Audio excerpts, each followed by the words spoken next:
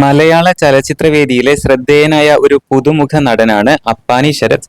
ലിജോ ജോസ് പെല്ലിശ്ശേരി സംവിധാനം ചെയ്ത അങ്കമാലി ഡയറീസ് എന്ന ആദ്യ സിനിമയിലെ അപ്പാനി രവി എന്ന കഥാപാത്രത്തെ ഗംഭീരമാക്കിയതുകൊണ്ട് ശരത് കുമാറിനെ അപ്പാനി രവി എന്ന് വിളിക്കുന്നു.